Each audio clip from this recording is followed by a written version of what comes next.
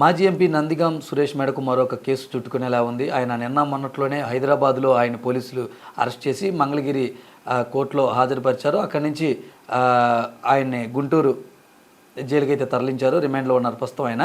అయితే Telugu Desam party కార్యాలయంపై YSR Congress party అధికారంలో ఉన్నప్పుడు దాడి జరిగిన ఘటనలో ఆయన పైన ఆరోపణలు ఉన్నాయి. ఈ తరుణంలోనే పోలీసులు అరెస్ట్ చేశారు.